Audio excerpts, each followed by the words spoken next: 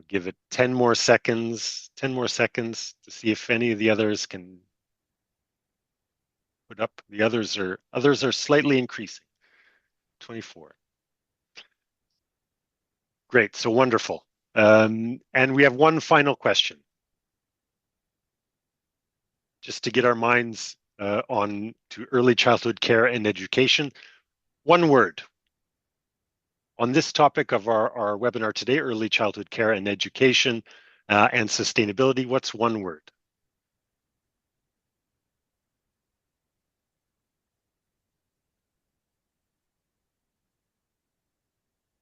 Play, joy, love, care.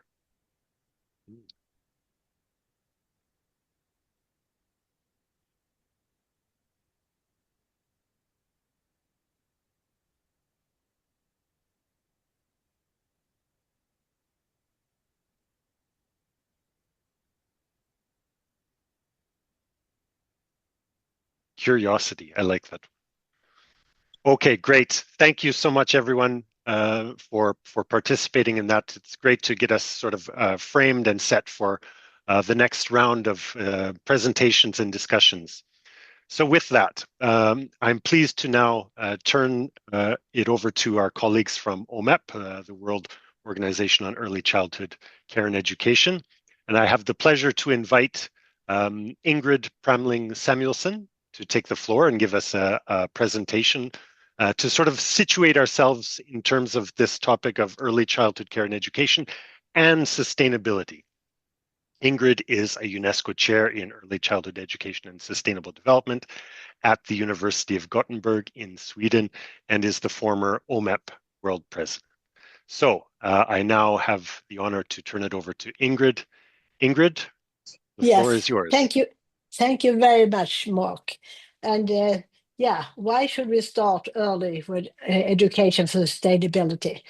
Well, children's lives are dependent on adults, the environment, and everyday experience. The experience children get involved in gives resources of various kind, and every child's lifelong learning or not. This means that where you grow up, area, country, city, rural, sea, forest, and with whom, the family circumstances. It is the foundation for later well-being as well as learning. And we know that both children, caregivers, as well as the environment where children live are far from equal. Documents of various kinds, like the UN Convention of the Right of the Child, state that all children should have equal opportunity. It is, however, a signed agreement and vision, but not reality for many children. This is why everything about sustainability questions in the world also affect children. All 7 goals in Agenda 2030 are important also for children. And all experience become foundation for lifelong learning, where early childhood care and education is one important factor, just like the family.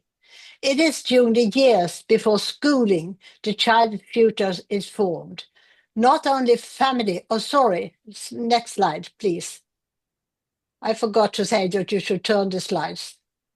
I'm away. Well, I don't know where the slides are. They have gone away since I forgot to say you should turn to the next slide. Anyhow, they may come back sooner or later.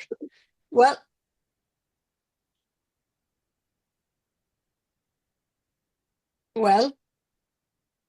the PowerPoint disappeared.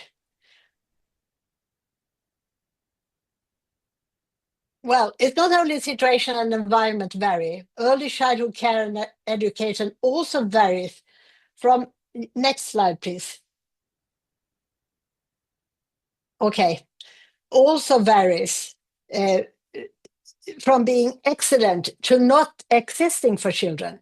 The quality of early childhood education and care is, of course, dependent on both resources available and the staff's education. Questions like number of children in the group, curriculum, and tools for teaching are central. During this period of children's lives, attitude, knowledge are beginning to take form. Values as well as attitude are closely related to climate question, to equality, inequality, to choices one makes in life, to nature and human beings. The main factor for well-being and learning is communication and interaction. So there are the possibilities for all children to have communication and interaction with skilled teachers and good friends in safe environment is a question we can ask. Talking about children's learning, it is important to view each child's mental world, both in the beginning and the continuance of learning. How does a child think about something before teaching? And has the child changed their understanding afterwards? All children's experience are there in their minds as a base for the next experience. This is why education always has to begin in finding out how young children perceive or make sense of something, for later to see if their ways of making sense and grasping something had changed during the teaching and their meaning making. Children's learning is closely related to play and imagination. Or put it in another way, learning, play, and imagination are depending on each other and contribute to each child's view of the world around them as a wholeness. When working for sustainability, imagination is central. We need to be able to imagine what a sustainable world is for working towards it. Next slide, please. So what can be made visible for children about ESD? This is, of course, related to the age of children, but one should be aware of the fact that children notice and pick up things happening in the surroundings.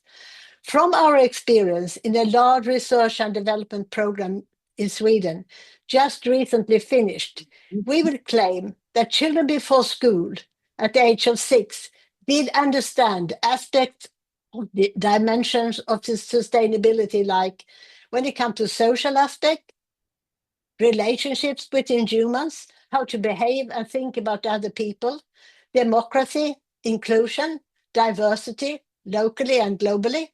It became obvious that all children between 4 and 6 had grasped the cradle of democracy, since they understood both how to vote and how to come to an agreement by negotiating alternatives, but also how important it was to learn to make their own decisions. Economy, various resources that can be used in sustainable ways or not be wasted unnecessarily. Personal choices like transport, buying things, what to eat, about poor and rich people, how they have, how they live, and why it is like this. An environment question about relationship between humans, nature, biodiversity, instead of just nature, growing conditions for and is following the whole process, weather and climate, and how it influences people. And finally, the next slide, please. When we talk about a kind of pedagogy, pedagogical approach we want to argue for is what we call a play-responsive teaching, learning, and care. This means that pedagogical staff need to realize that communication is the key source for their teaching, children's learning, and care. The concepts that form play responsiveness are as is, what is culture, accepted knowledge, reality, as if, about pretending, and what if, imagination, as allowing and alternating between these in all learning, play, and participation of children. To meta communicate, to communicate about their own views and acting. Alterity, to challenge children by bringing something new into the communication and play, and by that challenging children's focus towards something new. To use narratives to frame the communication and to scaffold the communication. Coming back to where I began some minutes ago, each child's subjective world is what early childhood care and education have to deal with in pedagogically, in teaching, children's learning and care. We should separate, however, between child perspective and children's perspective in education. Child's perspective is the adult's knowledge of child development and the children they work with for making teaching adaptable to the context and children's preconditions. Children's perspective, on the other hand, are to listen to and interpret the child's own view on the content at hand. This requires the child's own cognitive activities in communication and play. By focus on play responsiveness in teaching and play with children, their perspective come to play, and by this children's agency, that is one of the key skills for being engaged, capable, and wanting to work towards to a sustainable world. Thank you. And over to Aileen.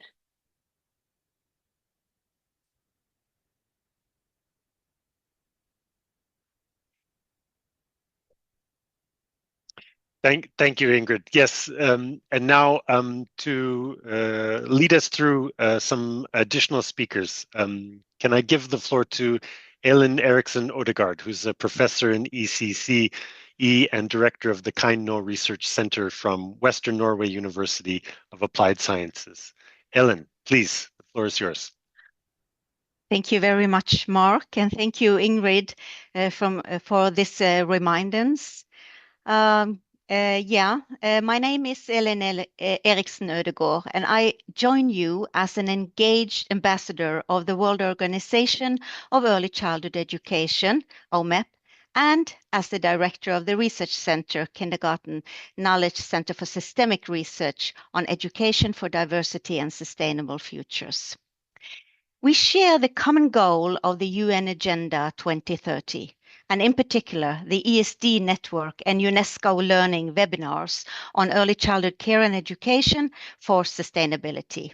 I'm therefore delighted to be part of this webinar on such a timely and crucial topic. Early childhood care and education has so much to give back to society. Children are both right holders in their own capacity and in need for protection. Education and care are crucial, not only in the best interest of the child, but also for society and the planet. So, therefore, I'm happy to welcome you to this 1 hour webinar with presentations and dialogue and breakout rooms.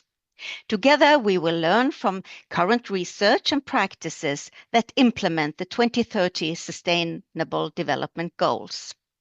With the ambitious Agenda 2030 in mind, early childhood care and education is relevant across many of the goals, and especially goal number 4 on quality education and goal number 17 on collaboration across sectors, organizations, and borders, as we can see here today.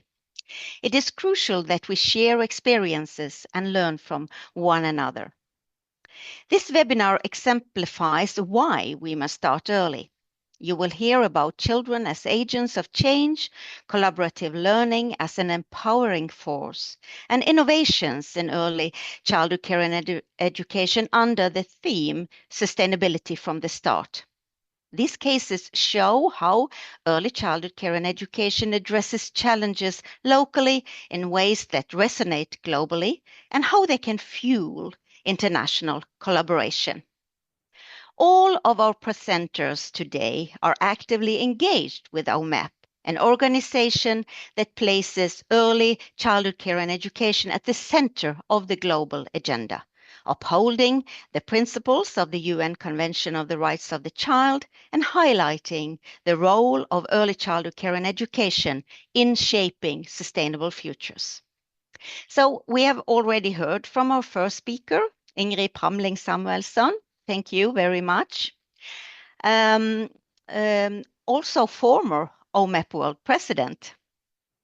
But we now will turn to Misun Kim. So I have the pleasure of introducing you, Misun, former early childhood educator at CCD Kindergarten in Seoul, Korea, and award-winning OMEP ESD scholar. Her presentation has the inspiring title, A Change of Us, By Us, For Us, So the microphone is yours, Miss Kim. Thank you very much for inviting me to this wonderful webinar. My name is Miss Kim. My presentation is about a safety campaign initiated by 5-year-old children and expanded to the entire kindergarten. Next slide, please. The 5-year-olds in my class became interested in public safety during their police officer pretend play. One day, the 5-year-old saw their younger friend going up the stairs without holding the handrail. They talked about the need to raise safety awareness, and I suggested investigating the issue further. So they investigated safety issue like officer by checking facilities and interviewing teachers. They shared the investigation research and discussed them together. After discussion, they voted and selected 3 locations for the safety campaign. They inspected the locations, listened to other kindergarten members, and then came up with safety signs appropriate for each location. First, on the stairs, they decided to make a safety sign that feels like a holding fish in the water when holding the handrail. In the second, in the hallway and on the ramp, they decided to make a turtle sign to remind everyone to walk slowly like a turtle. Next slide, please. The turtle sign designs were drawn by children who wished, and it was decided to choose one through a vote. At that time, a question came up. Should the younger children also have the right to vote? They decided yes, every child should have a vote. So through a kindergarten-wide vote, one turtle drawing was chosen. To install the safety signs, the children needed to get approval first from other organizations sharing the facility. After that, they attached the fish picture to the handrail. And they also custom ordered turtle signs for shaded the principal to cover the cost, and finally installed them.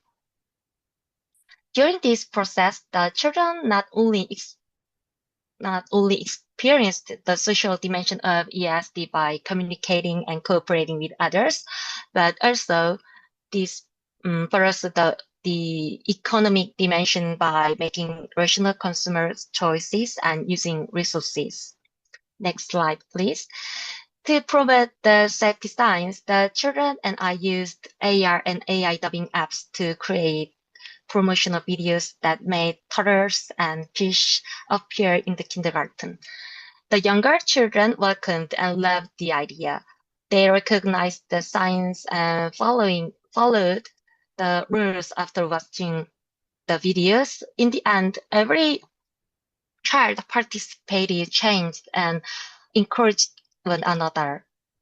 And this campaign did not end there, but continued to resonate with more people.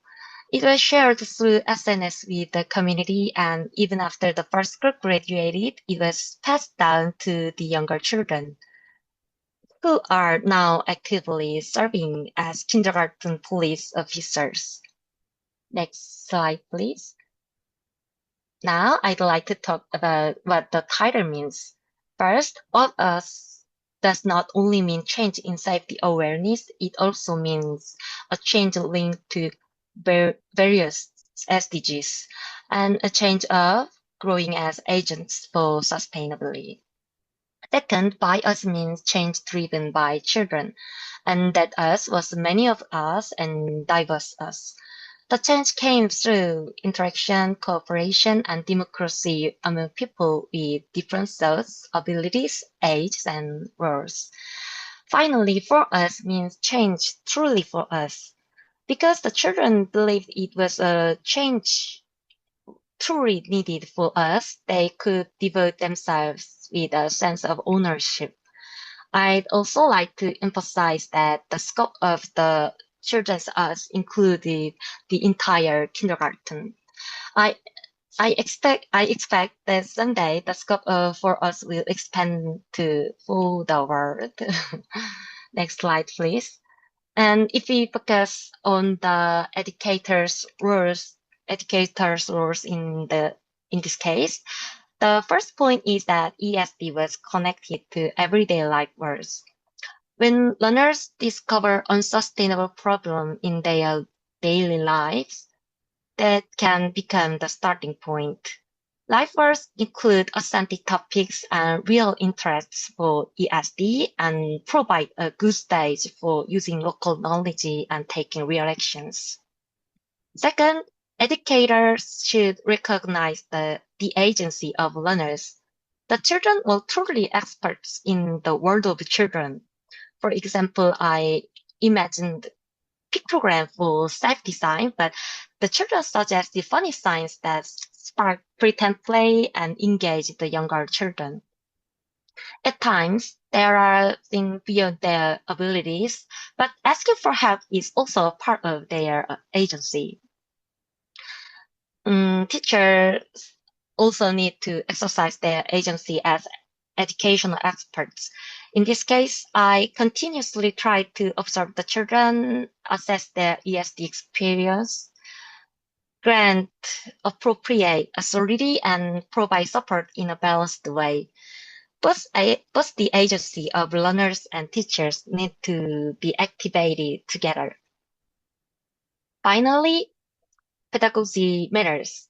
This case is considered an ESD case not only for introducing ESD topics, but also for practicing ESD appropriate pedagogy. Pedagogy should also suit learners. For example, in my case, since the learners or young children, playful pedagogy were more prominent. In other age groups, other pedagogical strategies could also be used. In closing, we all already agree that the possibility of a sustainable world lies in education. Through my case, I was able to share the possibility of early ESD and young children as agents of change for a sustainable world. Thank you. Thank you very much, Ms. Kim, for introducing us for the turtle logo design and for showing us how teachers and children can explore solutions to problems democratically and creatively. So thank you. The next presentation is Empowering Education for Sustainability through Collaborative Learning. And you will now meet Adriana Vishnik-Jevjic, Associate Professor at the University of Zagreb, Faculty of Teacher Education in Croatia. Adriana is also Vice President of OMEP Europe and World President-elect from 2026. So, Adriana, the microphone is yours. Thank you very much, Ellen, for nice introduction, and thank you, my previous colleagues, to setting the scene for the ESD in early childhood education and care. My topic is empowering education for sustainability through collaborative learning. So I will try to find what we as adults can do if we collaborate together in order to enhance ESD in early childhood. Next, please.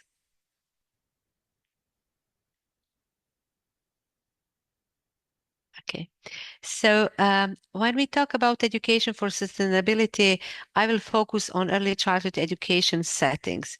Why? Because I strongly believe that early childhood educational settings are agents of change. Although early childhood education is in their concept oriented towards children, and in some countries they are delivering from welfare part, but in some other from educational policy making, I think that they can influence teachers and child and of course families, and therefore we are working in society for the well-being of a child and the world itself. So education for sustainability in early childhood has a lifelong impact, since that period is crucial for the development of sustainability literacy of future adults. Mainly, we talk about different types of literacy, but I think that it's timely to start to talk about another aspect of literacy, and that is sustainability literacy. And while we are talking about future adults, we cannot forget that children are now and they're here present, and they can change things for the future society and for the for society where they live. Next, please. So when we talk about early childhood education, I would like to stress the role of teacher, because the role of teachers are very important in these years. Although children are competent, and although we are talking about child-centered perspectives, where we see children as a competent and those who are able to make changes, we cannot forget that teachers in early childhood educational settings can make a change. So first of all, they have a professional responsibility. They should be known, and they should be enhancing sustainability concept within the early childhood educational context. It's their responsibility for the future generation. On the other hand, through their pedagogical approach, they should be integrated and transformative orientation toward thinking and practice. They should be very well embodied in theory and very well known in practice to combine these two things. Because if we just talk about theories without integration into practice, it can be not very well recognized by the children and for the children. And of course, there are applied dimensions. When teachers who are responsible and who has a good pedagogical approach can work with this into the practice, then we see the sustainable development principles are really integrated in everyday life in kindergarten environment.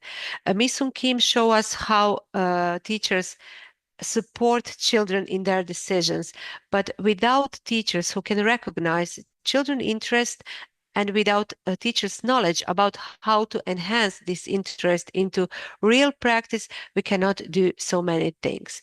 So next, please. And when we talk about collaboration, OMEP was developed several different types of supporting tools for collaboration.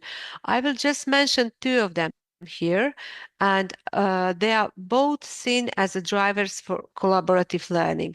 And later on, my colleague will talk more about the application sustainability from the start. And I would like to introduce to all of you with the environmental education rating scale for sustainable development. Next, please. So the scale is developed within OMEP through several projects, and it is enhancing through the years because it was revised and seen what is best for the practice. So this is something that we can all use in our educational settings for collaborative learning. And next, please. I will try to explain you how it is actually work. So if we talk about several dimensions of the scale, we can see that there is, for example, development and endorsement. So it is developed by UNESCO. It is collaboration already, and OMEP together. And then it is also using framework of UNESCO sustainability pillars. So we are talking about social, cultural, economic, and environmental pillar. And of course, now we are coming to this collaboration tool. Function of the scale can be seen as self-audit tool, where we all do introspection in our own practice, and we can also do several research for ESD in early childhood. But on the other hand, it can be seen as a process tool for reflections, team discussions, action planning, and reassessment. And by using scale as a tool, we can see how teachers, and not just teachers, but all professionals in early childhood education come together, and how can they discuss and find a new solution, and how can reflect. And that is something that we should use more in early childhood education. Sit together, talk, discuss, and make changes. So on the QR code that it is on the screen, you can access to ESD scale in English, but the scale itself is translated in several languages. So in the OMEP web page, you can see and download and use it. So you can implement the scale worldwide, and within your own setting, you can collaborate with other settings, and you can even collaborate internationally to see how the education for sustainable development is developing across the settings. Next, please. So as I already mentioned, it could be used as a research tool. So there are several research papers that are using OMEP ESD scale as a tool for research. But what is important within this research is that through the scale, you can gain different perspectives. And if we come back to the responsibility of teacher, to pedagogical approach and application of the teacher of the scale and ESD in a practice, then we can see that teachers seeing this tool as something that can help them to bridge a gap between limited presence of sustainability in policy documents, because there are many countries that don't recognize in curriculum documents sustainability, and on the other hand, we have a practice that recognizes need for ESD in early childhood settings. Also, teachers see this as a professional development tool, because if you use that tool, you can evaluate and reflect to yourself, but to your peers as well, and to see where is your standing at the moment and where you would like to be later on. And it can be a really good instrument for group discussion, collaborative planning, and evaluation. So with this, teachers seen as a fostering understanding and promoting collective actions. And in the foundation of education for sustainability, it should be collective action. One person can start to change a world. One child can do that as well. But if there is no huge or more of them who will support this action, then unfortunately sustainability will stay just as that letter on the paper. And next, please.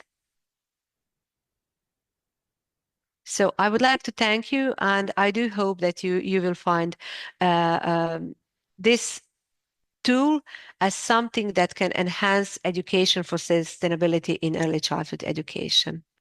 Thank you. And Mark Thank you. has already put the link in the chat. Okay, thank you, Adriana, and thank you, Ingrid, for pointing out that. And Adriana, thank you for drawing attention to the important role of teachers, and also to the OMEP Educational Environmental Development Rating Scale. So thank you.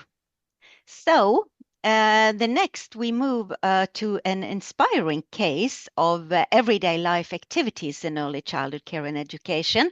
So please welcome Manon Boyle, full professor and researcher at the University of Quebec in Montreal, Canada. Also award-winning ESD scholar.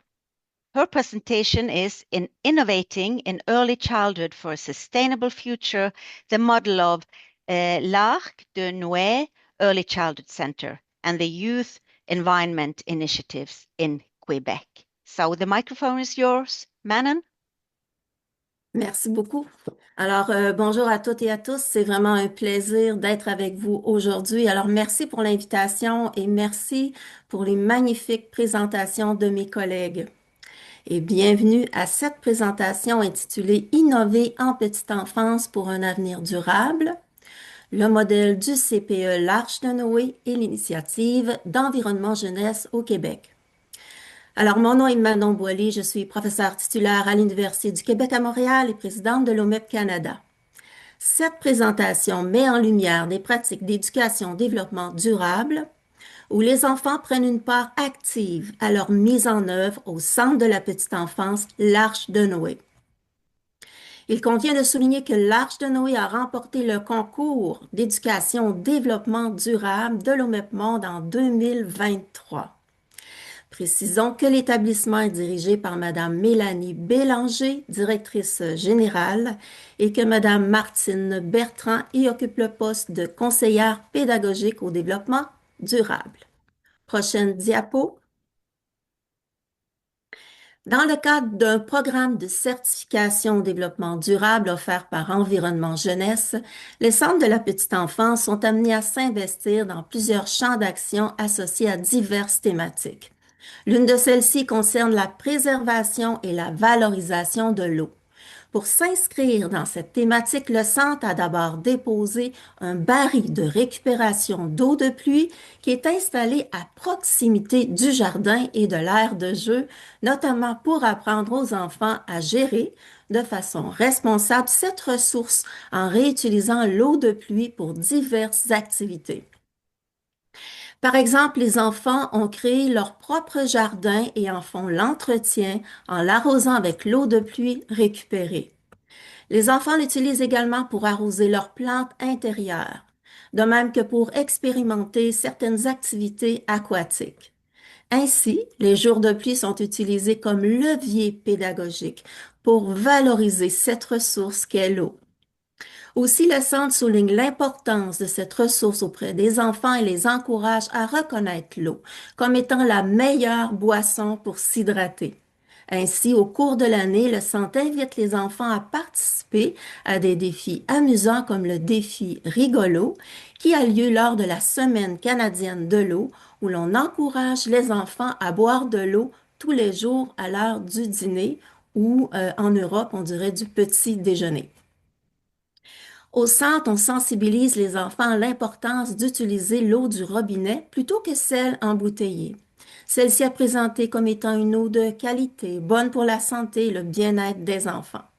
De plus, des sorties pédagogiques sont proposées aux enfants pour les sensibiliser à l'importance de préserver cette ressource. Par exemple, les enfants sont allés visiter un musée et ont pu découvrir la flore marine et quelques animaux marins qui y vivaient. Ces visites sont notamment offertes pour sensibiliser les enfants quant à l'importance de préserver la flore marine et la qualité de vie des animaux marins, par exemple en ne jetant pas les déchets dans l'eau. Prochaine diapo. À cet effet, un autre champ d'action proposé par Environnement Jeunesse concerne la gestion des matières résiduelles. À l'intérieur de cette thématique, les enfants sont initiés au concept des 3 RVE. 3 R pour réduire, réemployer, recycler, V pour valoriser les matières organiques par le compostage et E pour éliminer de façon sécuritaire et en dernier recours les matières ne pouvant être réduites, réemployées, recyclées ou valorisées. Le centre a donc créé des stations de tri adaptées à la taille des enfants aussi jeunes que 18 mois. Du soutien et des activités pédagogiques sont proposées afin de les guider et de les éduquer tout en leur permettant de développer des compétences en matière de tri autonome et d'éliminer des déchets.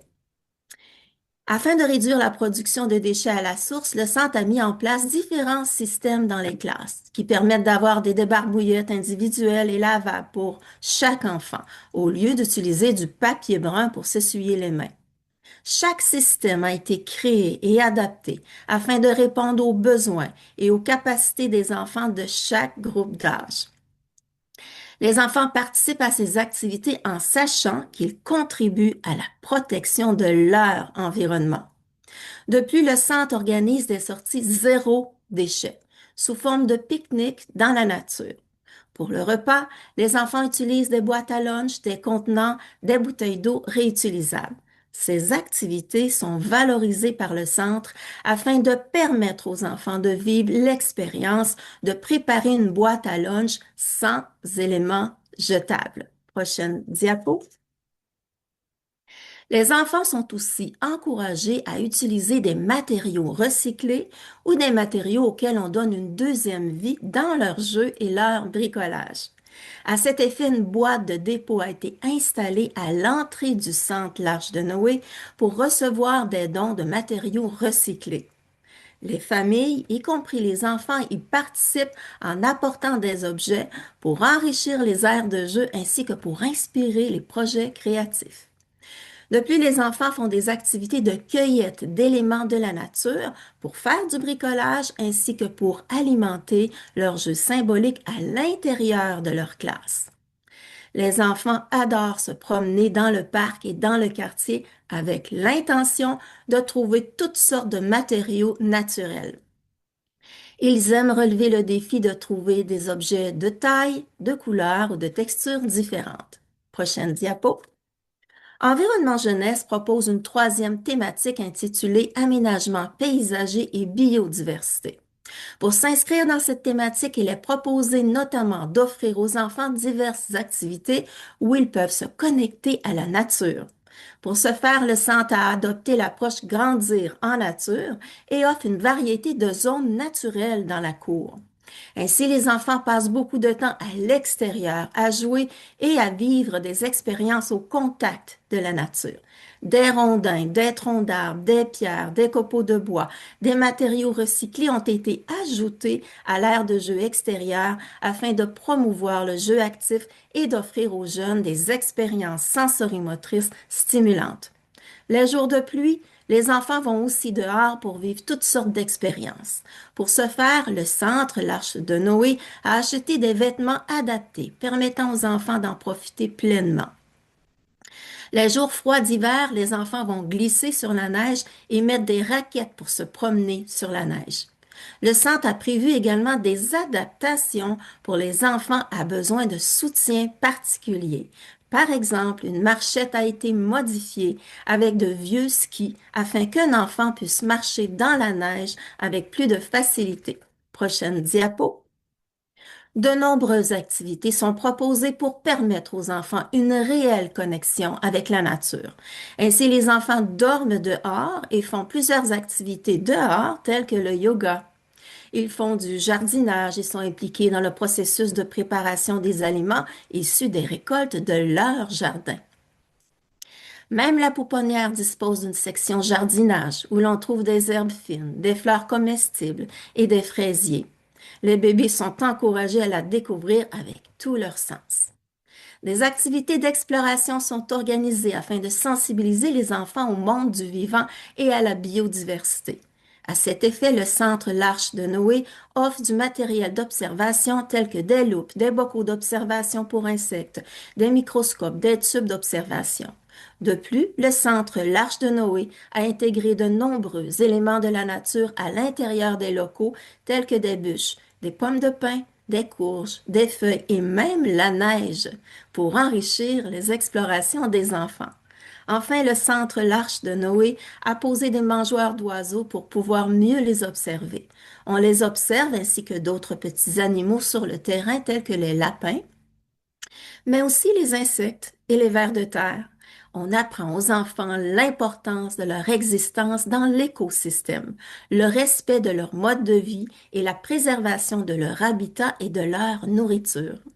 En somme, au centre l'Arche de Noé, l'éducation au développement durable occupe une place centrale où l'on développe le sens des responsabilités chez les enfants afin qu'ils deviennent des citoyens engagés pour un avenir plus durable. Prochaine diapo. Merci pour votre attention. Thank you for your attention. Gracias por su atención. Thank you very much, Madam Boyle, for these very inspiring examples and for sharing with us how nature-based experiences can deepen children's understanding of complex ecosystems. Yeah, our final presenter today is Ingrid Engdahl, Associate Professor in Child and Youth Studies at Stockholm University, Sweden, and former Vice President of OMEP Europe. Her presentation is titled Sustainability from the Start. So Ingrid, The microphone is yours. Thank you. Thank all of you. Next slide, please. I start with, like you did, Manon, I really appreciate the previous speakers. I have the pleasure to invite you to in an app in your phone already today.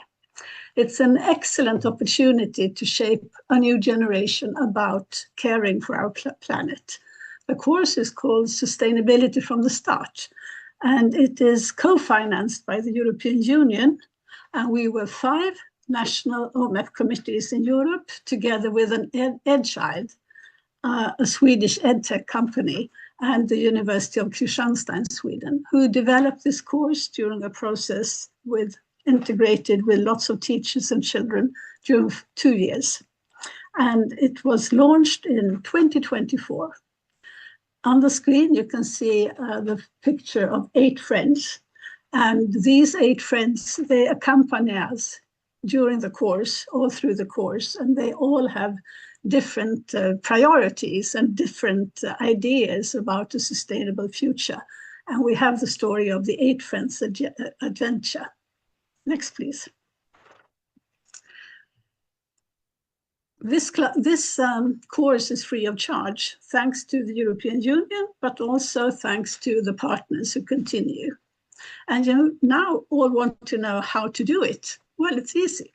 Simply download the app, create your free account, and get started. The app is called ECCE Academy app, and you get it in App Store or in Google Play. And we have it in 6 languages right now: English, Croatian, Spanish, French, Swedish, and Czech. And there you can see the countries who were involved developing the course too. But we also have more languages coming up as we show the course.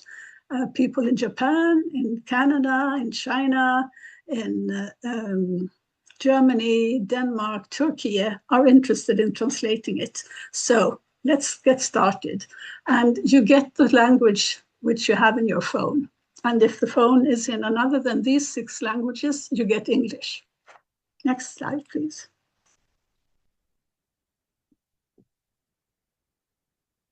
The course consists of 8 modules.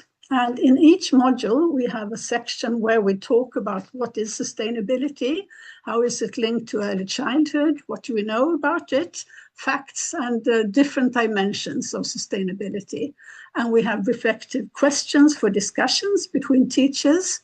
But we also in each module have activities for children, and they are designed to be good for early childhood. We have for 1- and 2-year-olds and all the way up to 8 years that are suitable for teachers and children learning together towards sustainability. Next, please.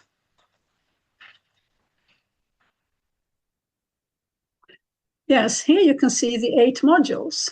And you can start at any module, and you can use as much or as little time as you have. Maybe 2 to 4 weeks per module is good, but you will see. We want you to read and discuss the content and to work with children and activities with children.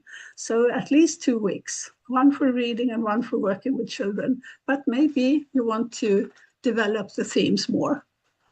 The 8 modules start with an introduction, responding to global challenges. Why do we need to do this here now? As Professor Ingrid Fleming Samuelsson explained earlier. Then we have 3 chapters, each focusing on the different dimensions that UNESCO have pointed out. So module 2, rediscovering our connection with nature, reconnect with nature. Module 3, social cultural dimensions, and it's called building a caring and inclusive community. Module 4, harmonizing our economy for shared living, which is the economic dimension. And when you turn on to, no, sorry, that was not too early. Could you please go back? Module 5 is showing the holistic way to work for sustainability, integrating the 3 different dimensions holistically. In number 6, we talk about place-based education, local citizens, but also global citizens, and how we belong together. Number 7, forming partnerships. We introduce a twinning platform of European Union, but also a possibility to reach out to your neighbor school, to your a school in another country, or a setting just in another town in your own country, and work together with children, comparing and inspiring each other. And finally, the 8th module is to wrap up, to make a vision for the future, to do some plans for how you should become agents of change, children and teacher together in your setting. Next, please. Here is a short description of the pedagogy that permeates the course. And I'm happy to say that you already got it explained by Mi-Sung Kim and Manon Boyer in their presentations, because they are talking exactly about this, using children's everyday lives with integrated curriculum approaches and authentic topics. We work in themes, not narrow school subjects. Early childhood also leans on a close relationship between teachers and children and parents.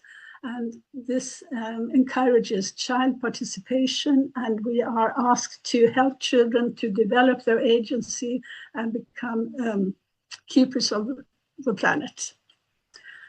The methods, I think you saw in both these previous presentations, that's a lot about experiential learning. We include values. We want children to use their fantasy, to be creative, to solve problems. And we have storytelling, drama, narratives, inquiry learning. And these methods are included and exemplified in the 24 activities in the 8 modules. To follow the course, we have a Facebook site. And we also now, I can invite you to download a children's book, which is called The Day Earth Felt Everything. And you have the 8 friends from the 8th adventure and Friends Adventure I mentioned earlier. They help you through 8 chapters talking about feelings and emotions and how to react to the unsustainable world we're living in. Next, please. It's really nice to say that just after a year, we have more than 5,000 participants in our course. So they come from 50 countries, almost like here. We're not 5,000, but we can easily reach 5,000 more. And we also have good reports from universities that in different courses in the teacher training program, they can use different modules from the course, right as it is, and start, for instance, also in practicum periods to integrate with children and teachers for sustainability. Please go back. On the right-hand side, you can see a poster where you can do a short documentation of all the things you do with the children, the activities. And when you're finished, you will get a course certificate, and the children, of course, they will get a diploma. I would like to challenge you. What stops you from downloading the app right now? It's called ECCE Academy, and you can download it and get started right from this very minute. Next, please.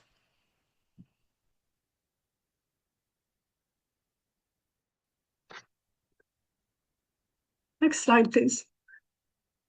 It's just a finishing slides, but I really appreciate all of you. We have almost 200 people listening to this. And through OMEP, we know that if we give children and teachers the possibility to work on these questions, they come up with good solutions. But we also know that teachers say, I don't know enough. So we have the scale, as Adriana was talking about, and we have the course. And you are fully empowered to work for sustainability. Thank you for your attention. Thank you so much, Ingrid Engdahl, for showing us this new digital tool for ESD and also for the encouraging reception. It's very, very promising. So thank you. We are now moving forward and we are moving into interactive discussions into 2 breakup rooms. So the first session A will be facilitated by Ingrid and Manon and Misun. You have met all the 3 of them before. And the session B will be facilitated by Ingrid Pramling Samuelsson, Adriana Wisniewczyk, and myself, Elin Eriksen Ødegaard. So now we will continue to talk together, and afterwards we will come back to share key takeaway points from our discussions. So, happy talking. Thank you, Ellen. Yes, so for all those listening in, the instructions here will create a breakout room. So those who want to go to the session on policy and teachers will ask you to join the breakout room. You can find the instructions if you go to the bottom of your screen and click More. You should be able to join the breakout room. My colleagues will be opening the breakout room very soon. And anybody else who wants to join the Practices with Children in ESD session, please stay where you are for a minute while we sort through and let other people join the breakout room. So once again, if you want to join the breakout on policy and teachers competencies, please join the breakout room titled Policy and Teachers Competency in ESD. Note that session will only be in English. There will be no interpretation in the policy and teachers competencies in ESD. Thank you.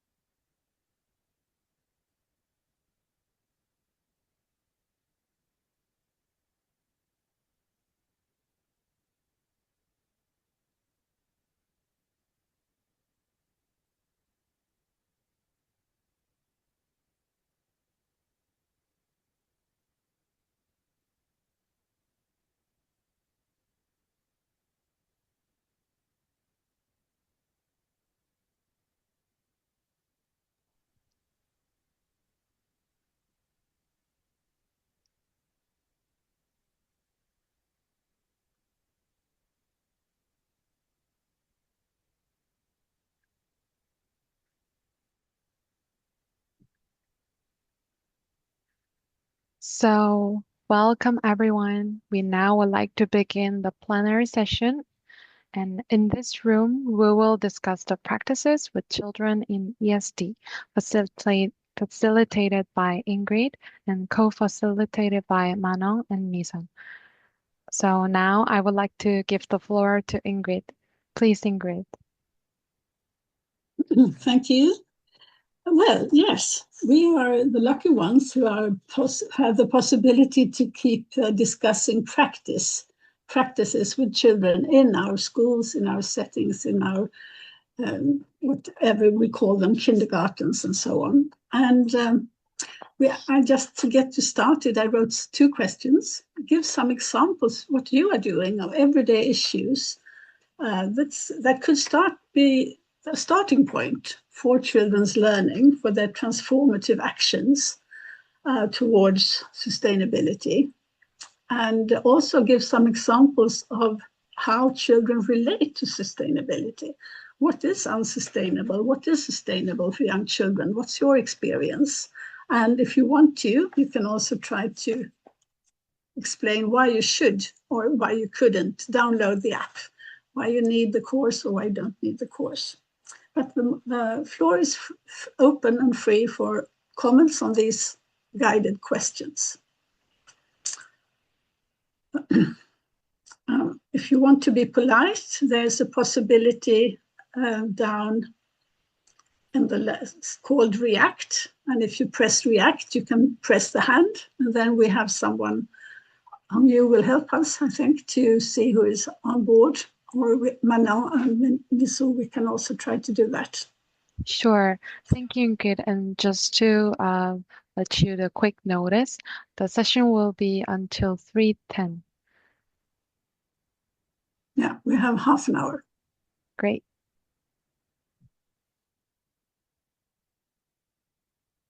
Okay.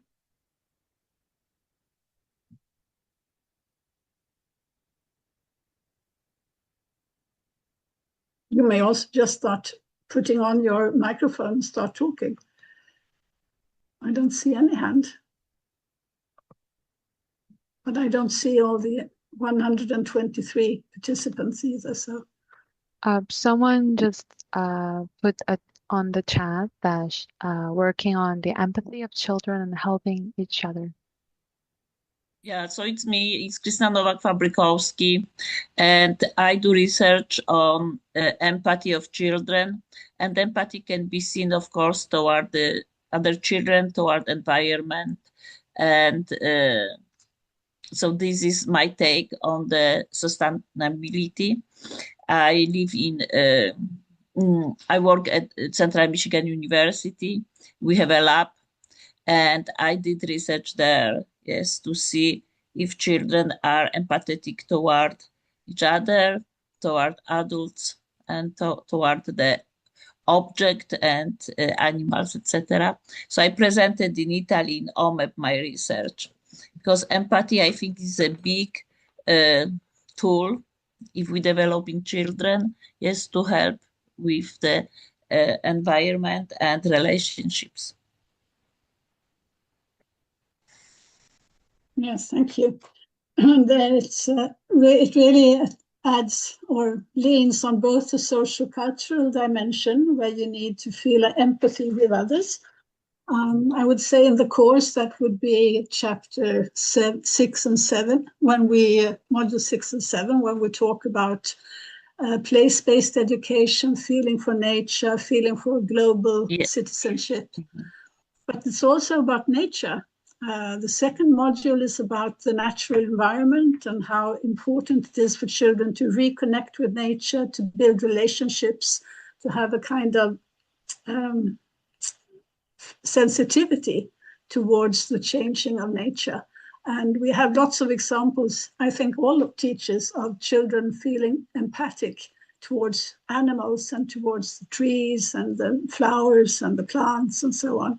So yes, empathy is one of the feelings, one of the emotions that Susan Gluglu has put into one of the 8 chapters in her book, The Day the Earth Felt Everything. Thank you for that comment. Now I see 2 here. Please, Harriet Broadfoot, the floor is yours.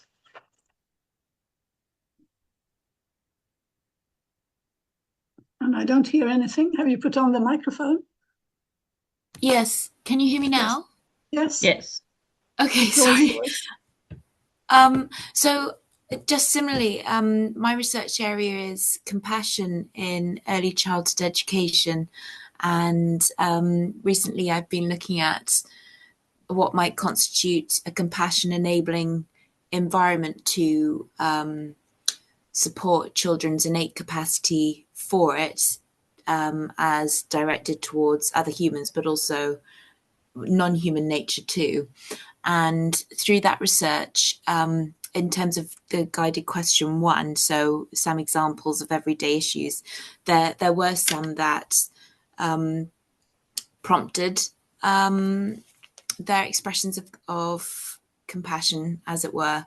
For example, it could be in their imaginative play.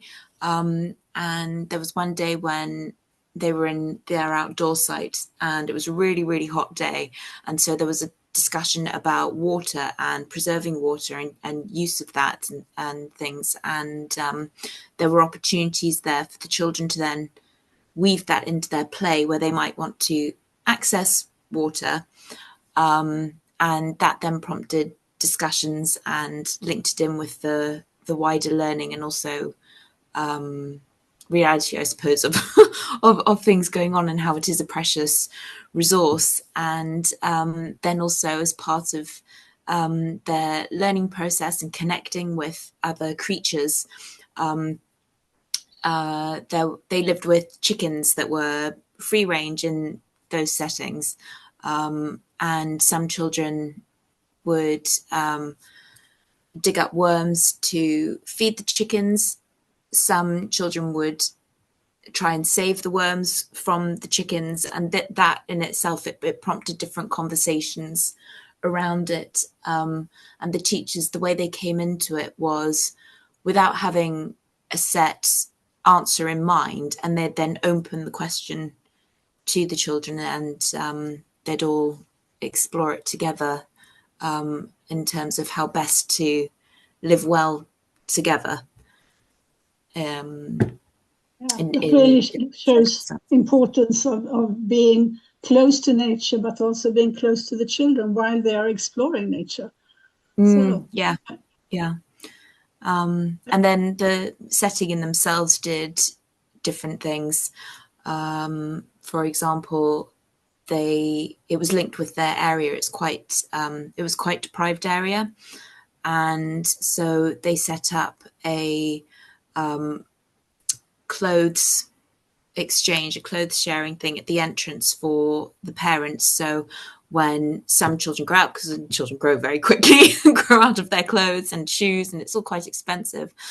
So parents would donate, and then they would hang, and other parents who needed them could come in and just take them.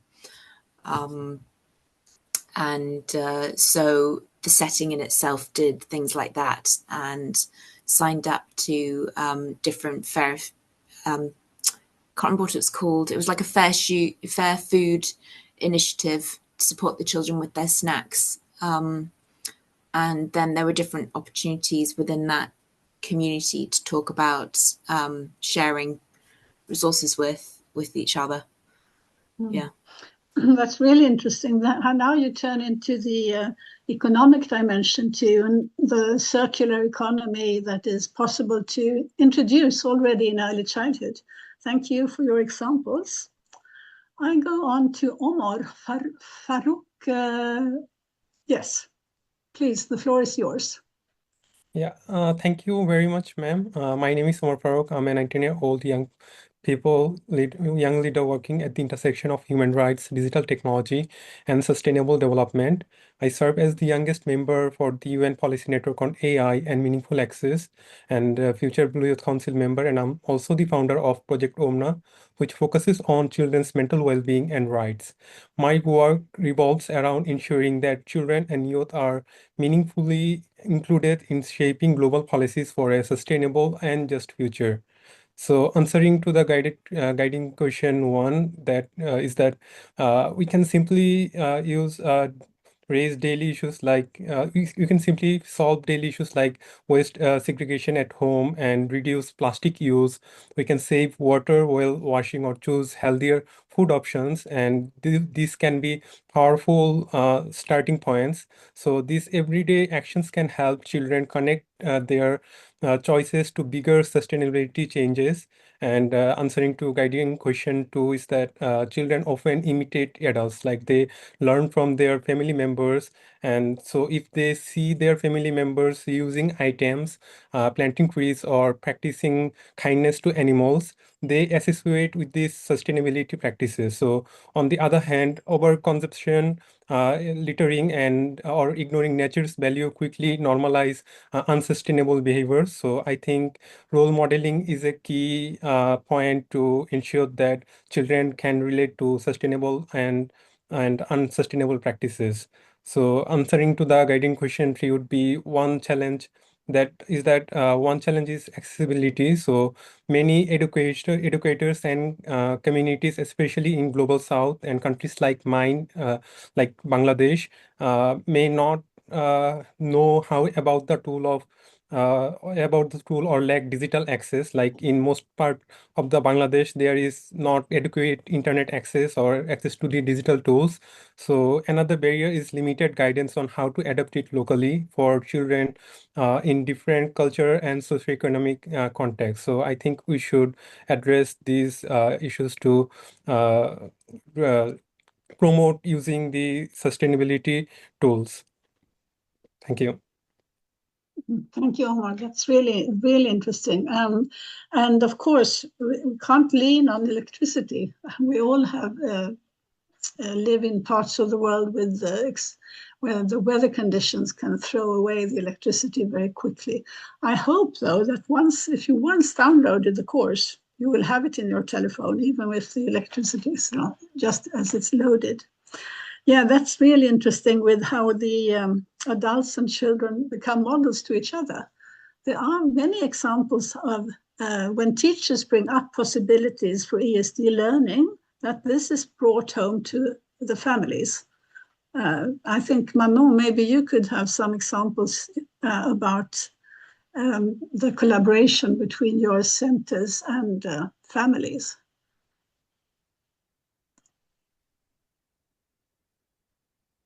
Would you like to share? La collaboration avec, ma collaboration avec le centre Avec les familles. Avec la famille. avec les familles, la collaboration de l'Arche de Noé avec la famille. Oui. Oui. Ben, ils ont plusieurs collaborations, effectivement. Est-ce que les gens de l'Arche de Noé sont ici? Martine et Mélanie, est-ce que vous êtes ici pour en parler? Oui, elles ont vraiment plusieurs. Oui. Allô Manon, bonjour Ingrid, bonjour tout le monde. Bonjour Mélanie. Donc, oui, la collaboration, les familles sont importantes dans le processus de l'éducation au développement durable. Donc, nous, c'est sûr qu'à l'entrée, là, Manon en a un peu parlé lors de la présentation. On a deux postes qui appartiennent aux parents. Donc, un qui on appelle donner au suivant. Donc, qui est une étagère que les parents peuvent amener des vêtements, des jouets qui ne servent plus et qui seront repris par une autre famille. Et nous avons aussi l'étagère là, pour une seconde vie pour les articles recyclés. Donc, les parents peuvent nous apporter des pots de yogourt, des rouleaux d'essuie-tout pour que les éducatrices puissent les apporter dans les locaux comme articles pour jouer, là. Donc, euh, pour la collaboration ensuite, c'est sûr qu'il y a toujours un tableau qui est dans le CPE qui indique des démarches environnementales, comme par exemple, au début du printemps, on invite les parents à ne pas tondre la pelouse pour aider la pollinisation pour les abeilles. Donc, il y a de l'information qui est mise là de façon régulière. Donc, là, je sais pas, Martine, s'il y a d'autres choses qui te viennent en tête rapidement au niveau de la collaboration, c'est ce qui me vient. Oui, Est-ce merci.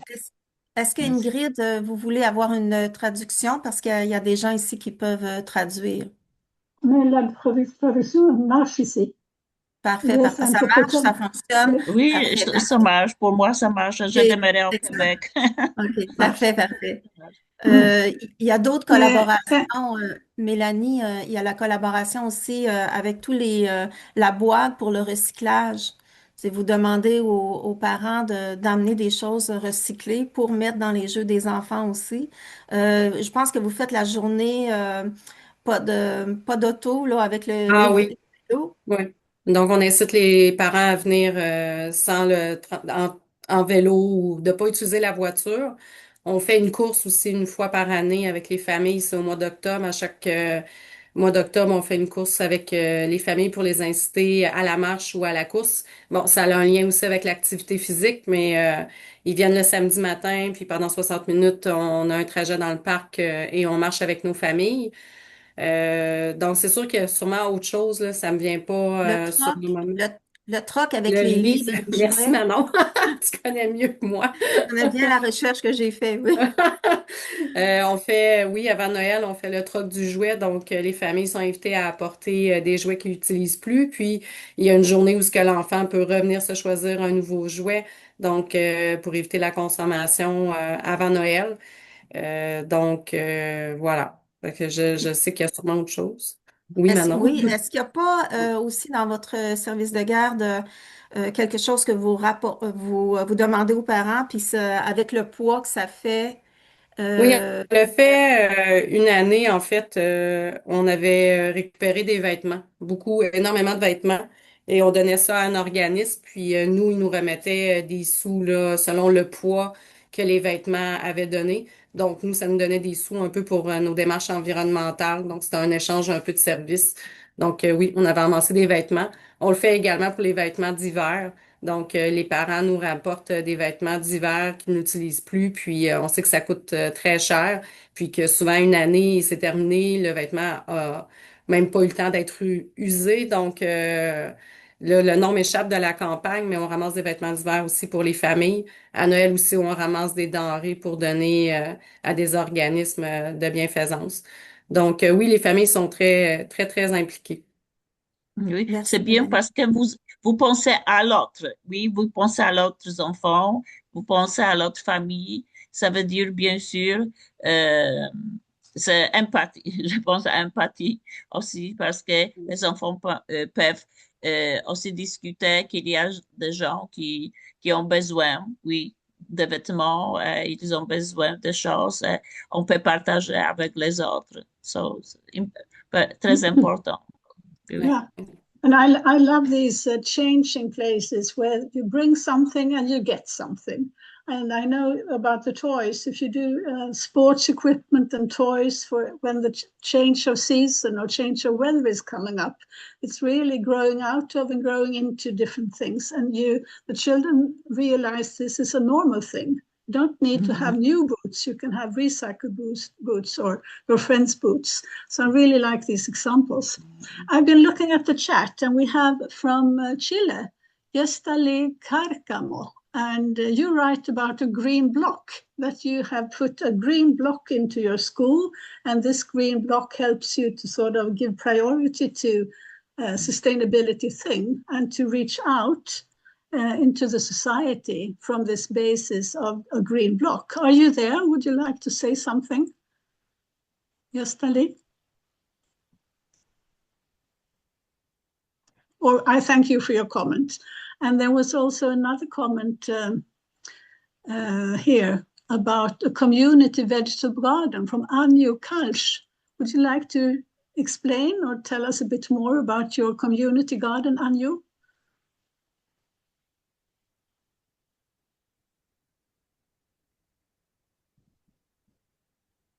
Anju, do you see if there's a hand up somewhere? I can't see any hands, so I ask.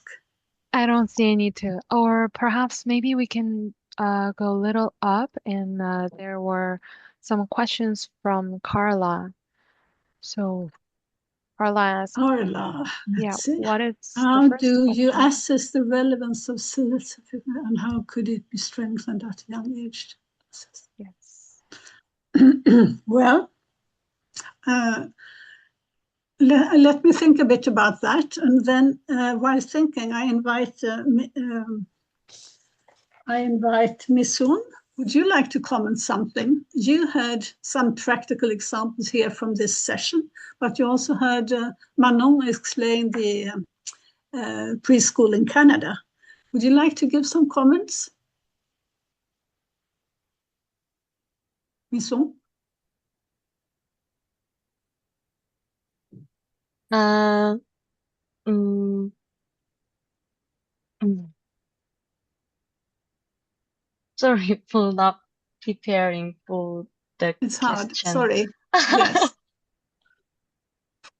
do you recognize the same kind of pedagogy that you explained so well? Your last two slides was about pedagogy, really.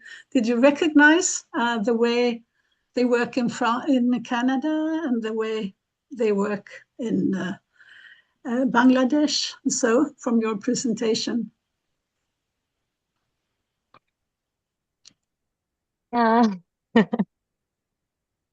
Mm,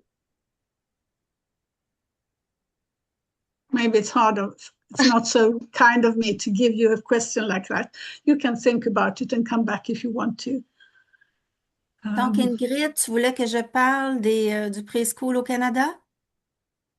Yeah. Ou ça va?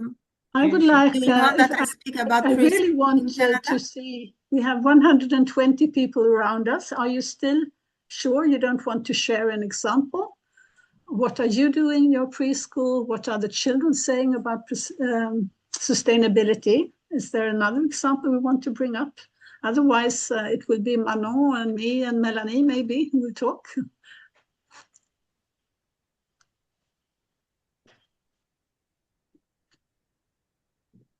Donc, Ingrid, est-ce que c'est à moi que tu poses la question ou à tous les gens? Je suis pas certaine. Donc, en tout cas, au Canada, je vais expliquer peut-être environnement jeunesse, comment l'organisme environnement jeunesse, enjeu que tu connais bien, Ingrid. Oui. Donc, au Québec, il y a il y a un organisme qui s'appelle Environnement Jeunesse et peut-être Mélanie, tu pourras aussi continuer là-dessus. Donc, là, je sais qu'ils ont changé dernièrement, mais cet environnement-là permet de donner, en tout cas pendant plusieurs années, une certification au développement durable. Donc, les gens pouvaient s'inscrire dans les démarches à faire pour avoir la certification. Ils pouvaient devenir donc niveau 1, niveau 2, niveau 3, niveau 4 et niveau excellent. Mais ça vient tout juste de changer.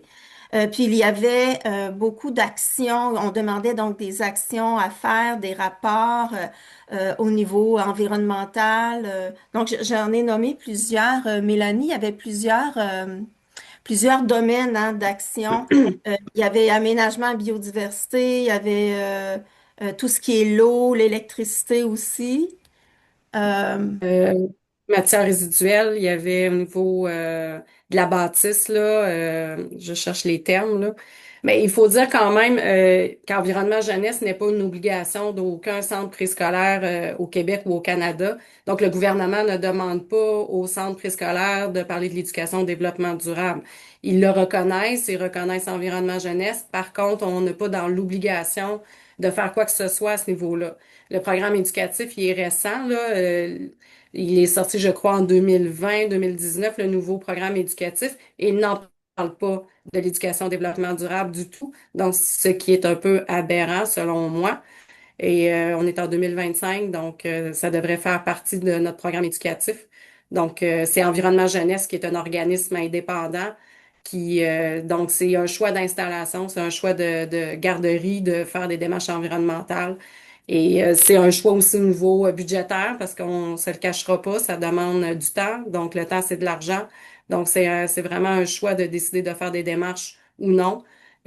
Environnement Jeunesse ont un beau programme. Manon vient de le mentionner. Ils viennent de tout modifier. Donc, je suis pas en mesure encore de pouvoir bien vous en parler parce que c'est tout nouveau, tout récent. Donc, même eux, là, on est dans un apprentissage de nouveautés. Donc, je sais qu'ils vont garder des badges. Je connais pas exactement le principe, mais je pense que l'idée première est d'en parler et de faire des démarches. Point. Peu importe la façon dont on le fait, je pense juste que c'est d'avoir une conscience à ce niveau-là. Puis rendu à ton niveau. Sorry, Manon.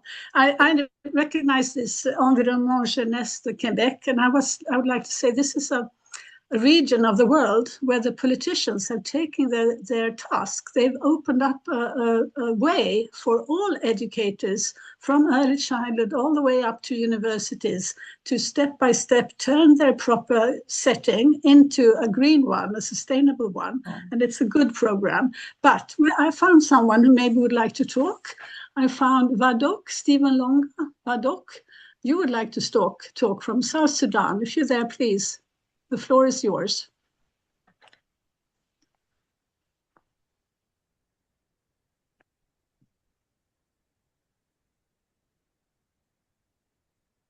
He was here 15 minutes ago.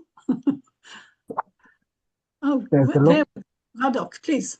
Stephen. You're maybe. getting it. Yes, welcome. Yes, yes, yes. Yeah, thank you so much. My name is Wadok Stephen from South Sudan, and in the field of education, I've been for some more than 9 years. I've been a teacher. So, with the initiative of sustainable environment curriculum, if not yet been implemented to a greater extent, we are still looking for ways in order for us to be able to have this initiative implemented. And I hope with the implementation of the sustainable development, we may be having what we call curriculums which should be put forward. For example, we have environmental conservation and so on and so forth to the syllabus. But from the preschools, the way I'm saying, we are still not yet good enough to be able to put this environmental, sustainable environmental curriculum into it. So, according to us, in South Sudan, we are still trying out to put way forward in order for us to be having this sustainable environment. But the biggest question is the tools that we are supposed to use in order for us to have what we call sustainability in the environment. You find that we are faced by challenges of these tools in order for us to maintain this sustainability. And one of the tools that we are lacking is creating awareness to the community. You find that the community, most of the time, they will be the ignorant of what we call conserving the environment due to high rates of poverty. You find that people in the society face challenges. You find that others are cutting trees while others are campaigning. So it is one of the biggest challenges that we are facing also. And also via sustainability, we have what we call a challenge of reaching out to the our practices. We have challenges also of our practices. For example, we have poor methods of farming. It's also a challenge in our community. So the preschool children, in my view, is that in South Sudan we still need to put more efforts in order for us to be able to have what we call a sustainable development. Yeah, thank you, Vadok Stephen. It was a bit hard for us to hear because there was other sound coming in and out. But one thing I really got from your message is that as teachers working with young people, we should also be creating awareness in the society around us and how important role we have as educators in preschools and schools to bring the message of sustainability and reorienting towards sustainability. Thank you so much. I also, for the question that was put to me earlier, I think it's one of the first activities we recommend in the course. It is to take children out for a walk, and they may collect whatever things they find on their walk. It could be rubbish, it could be natural things, it could be anything they like. And on returning to the school, you discuss what have we picked up today and what is this? Is it plastic? Is it natural sources? Is it a sustainable thing or is it an unsustainable thing? What is sustainability? Starting very practically with these things and starting. This could be the beginning of something that ends up with sorting waste and sorting rubbish in your school. And it also gives the information back to the teacher. What does the children in my class, what do they really know about sustainability, unsustainability? And you get a good conversation with children. And you also can have a small exhibition for parents in the afternoon to show what's happened, or at the end of the week, or at the end of the month. So maybe that's something to show that they know something, they are helpful, they are cleaning the environment, they get new concepts, and they are taking the first step towards becoming planet keepers. So maybe that's something for self-efficacy, that you can really talk and know and do things, and afterwards they are all empowered, more empowered than before. Yes, we have a few more minutes left. Is there another one? No hand. So I give the last minute to you, Manon. Have the last minute of this session, please. Oui, oui. Donc, j'aimerais peut-être avec la question numéro 1, là, donner des exemples de ce qu'on peut faire comme première activité avec les enfants et pour leur enseigner, les éduquer au développement durable. Et je me souviens que Mélanie, pour l'Arche de Noé, me disait, mais nous, ce qu'on a fait une journée au complet, on a fait le tour du CPE. Puis, il y avait comme des bacs avec des images, puis les enfants devaient trouver des choses et dire si c'était recyclable, si c'était un déchet ou si c'était compostable. Donc, c'est vraiment une activité qui est vraiment très expérientielle. Ça part de l'expérience des enfants. Les enfants allaient chercher des choses qui correspondaient à des choses qu'ils pouvaient recycler, des choses qu'ils pouvaient composter ou des déchets. Puis Mélanie me disait que dans son service de garde aussi, au niveau des activités expérientielles, comme ils ont un endroit où ils vont voir beaucoup ce qui se passe dans la forêt. Elle me disait qu'ils vont regarder les petits animaux, par exemple, les petits lapins, les oiseaux, et puis les éducatrices, dont l'une, là, que je ne sais pas si je peux nommer, mais en tout cas, elle travaille beaucoup là-dessus pour sensibiliser les enfants aux habitats des petits animaux, à faire attention à ce qu'ils mettent sur leur chemin. Puis aussi, les enfants avaient tendance à déterrer les vers de terre juste pour s'amuser. Et là, l'éducatrice a dit aux enfants, mais ça, c'est la nourriture des petits oiseaux puis des autres animaux. Donc, on ne déterre pas ça parce que c'est la nourriture que tu vas déterrer. Et tranquillement, donc, c'est toute la biodiversité elle leur a enseignée. À un moment donné, il est arrivé un petit lapin aussi dans la cour. Et là, tous les enfants se sont mis à courir après le lapin. Et là, l'éducatrice a dit, mais toi, si tu étais un petit lapin puis qu'on courait comme ça après toi, est-ce que tu te sentirais en sécurité?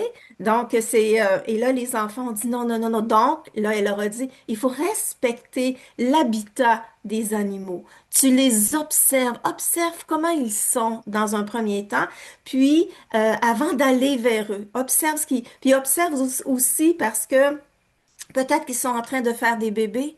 Puis là, si tu cours après, la maman va avoir peur. Elle va avoir peur pour ses bébés aussi. C'est du stress pour les animaux.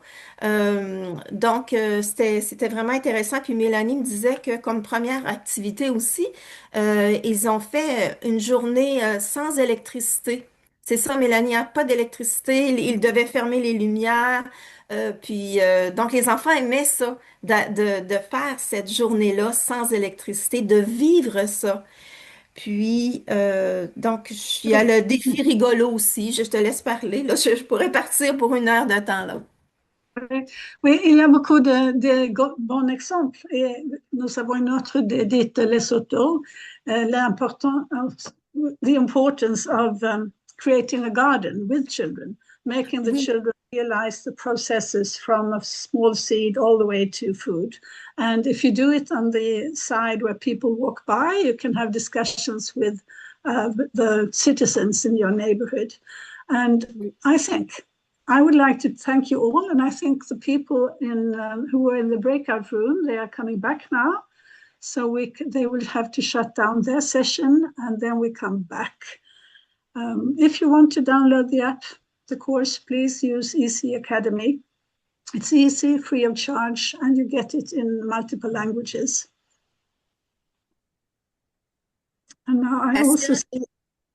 Est-ce que tu me permets d'ajouter quelque chose, Ingrid? Well, I Can don't I know share if something? Can I share? Are the other ones here already, or have they shut down their session on you? Yes, they have shut down the session, so maybe like 10 seconds. 10 seconds. So I think you can have your saying. It doesn't matter. The others can also hear your saying. Sure. Last word, Mama. Yes, Okay. please. OK.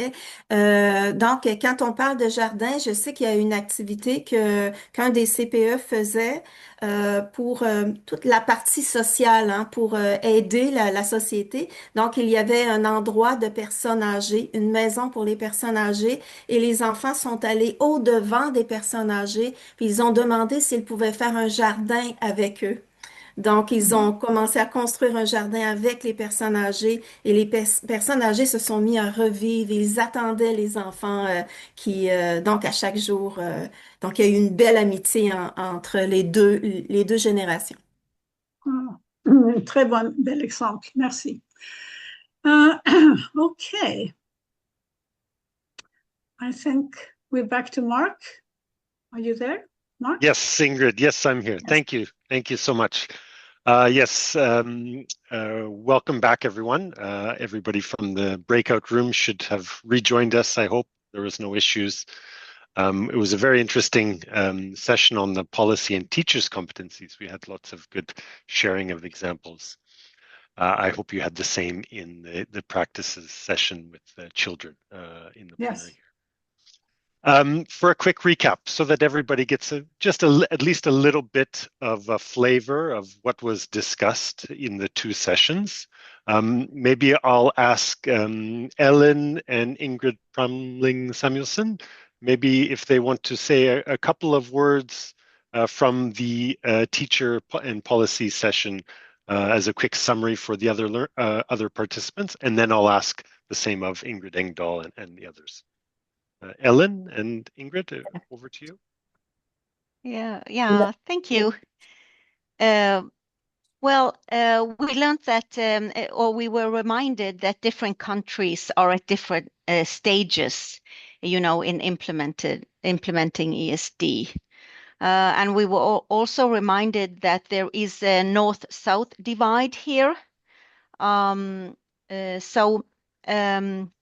That's important to take into consideration when we talk about this. But also we were reminded that even if a country doesn't have, a framework where sustainability as a concept is mentioned, or even if it is not, there is an existing policy of implementation of the ESD, there could still be words and concept to work with.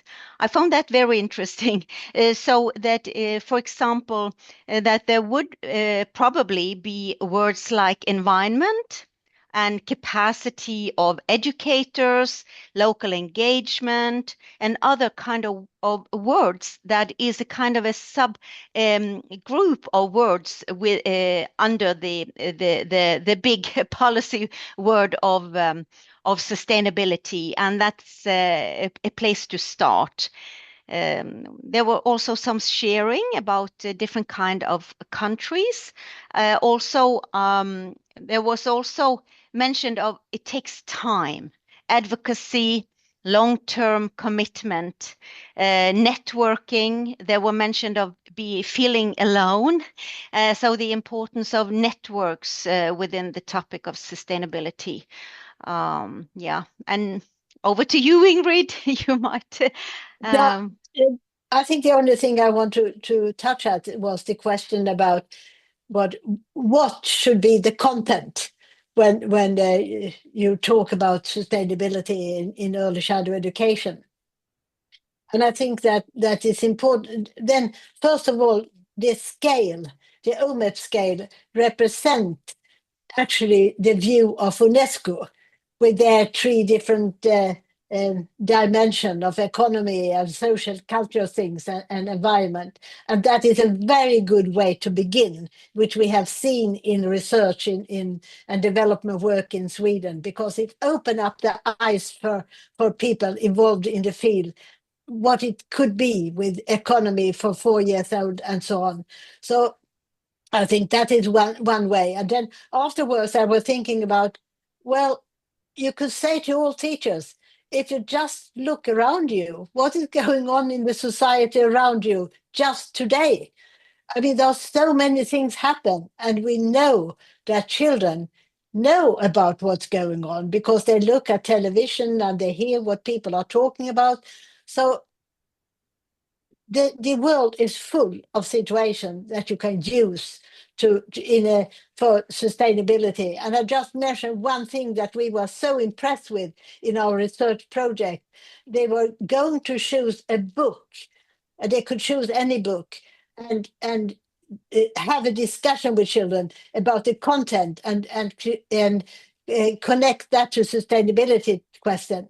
There were 200 preschool teachers. They chose 107 books, which means that they are understood. They could use anything to bring it into sustainability. Well, Adriana, is there anything you want to add?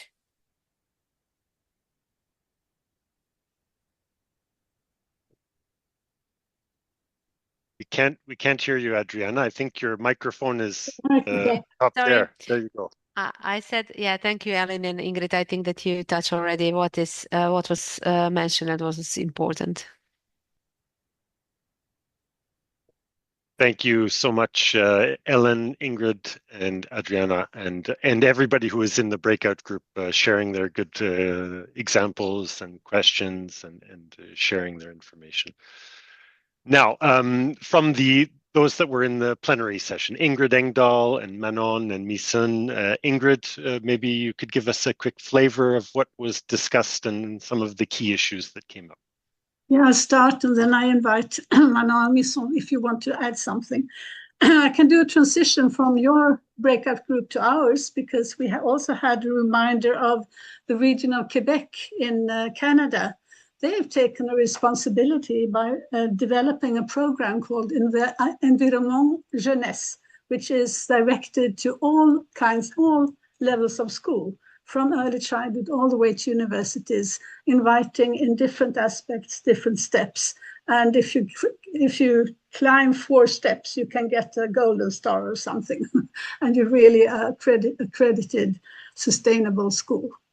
There were many good examples talking about this, and some started in feelings like the importance of helping children develop empathy for themselves, for parents, for friends, for the nature, for the world, or compassion, how to develop compassion, and with the example that, for instance, use water.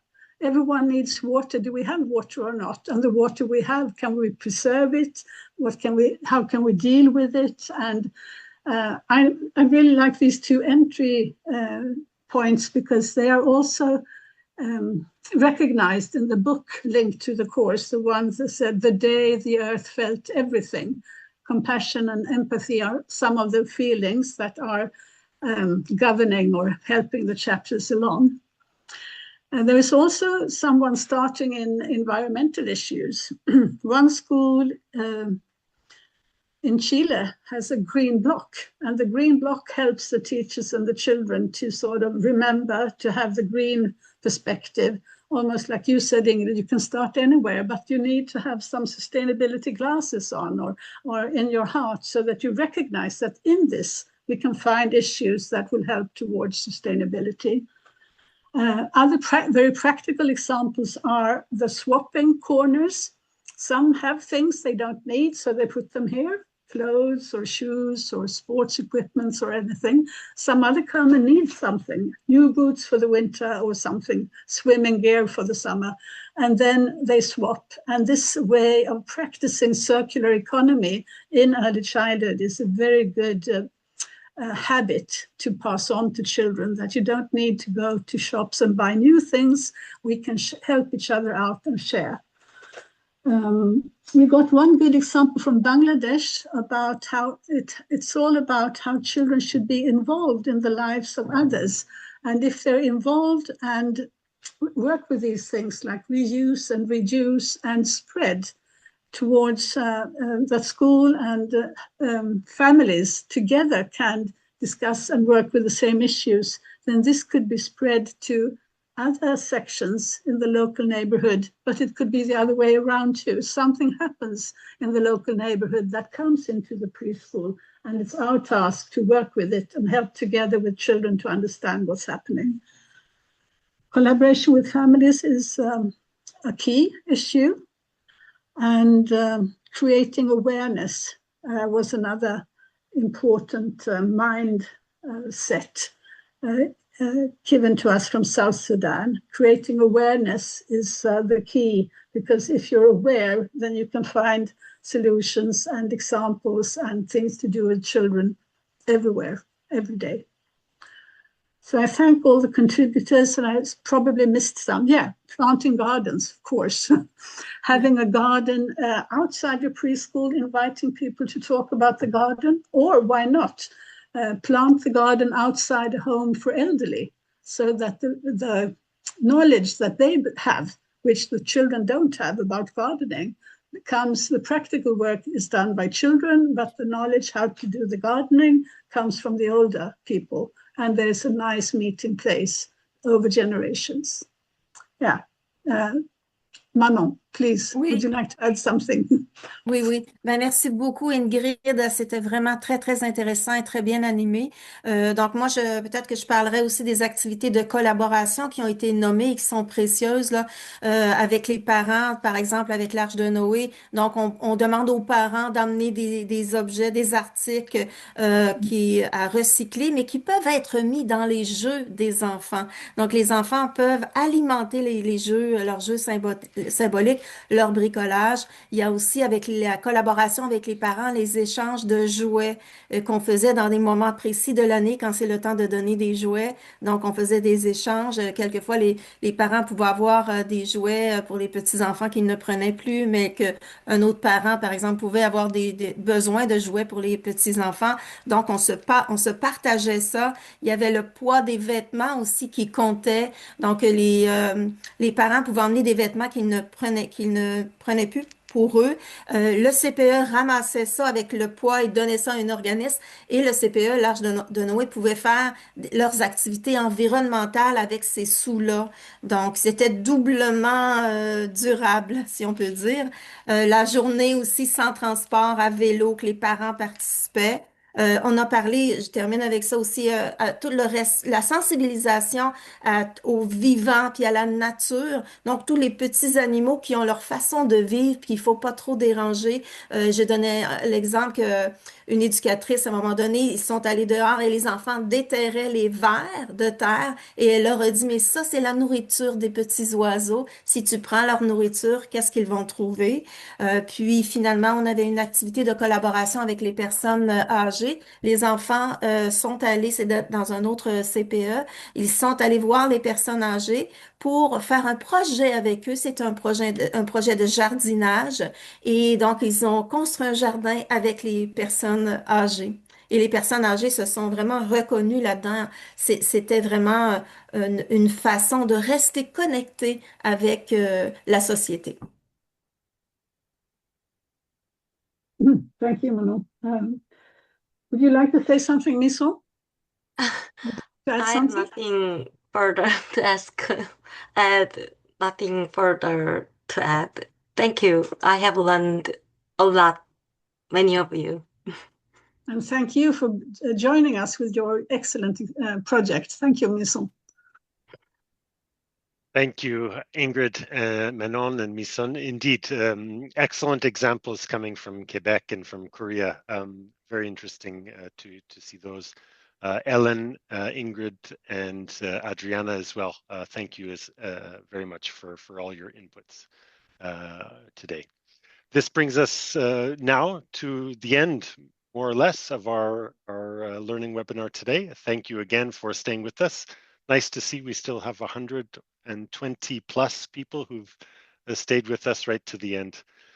To close us out today, I'm pleased to welcome the chief of our section on ESD here at UNESCO, Julia Heiss, to say a couple words. I hope you're there, Julia.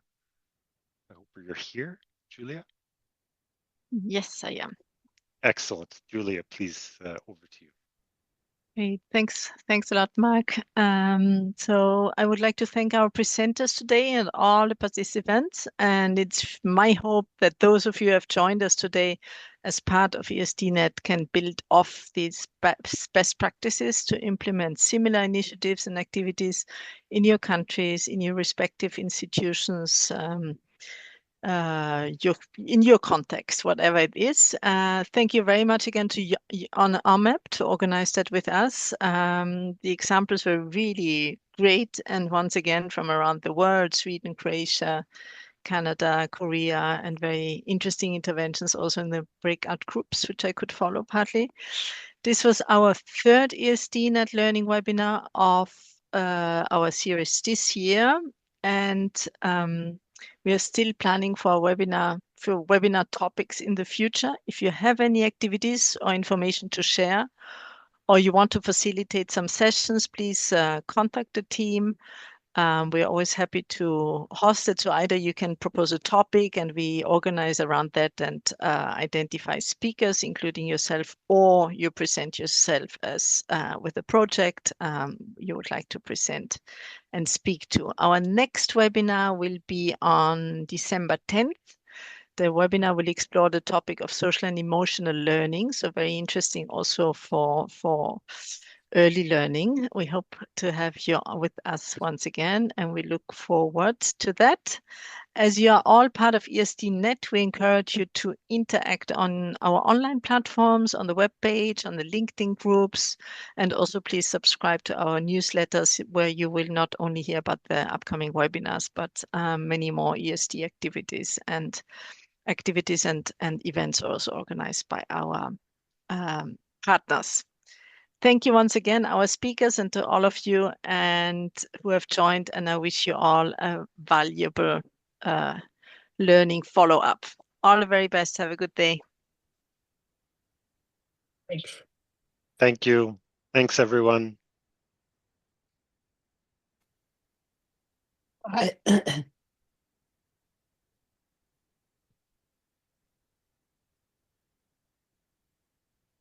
Muchas gracias.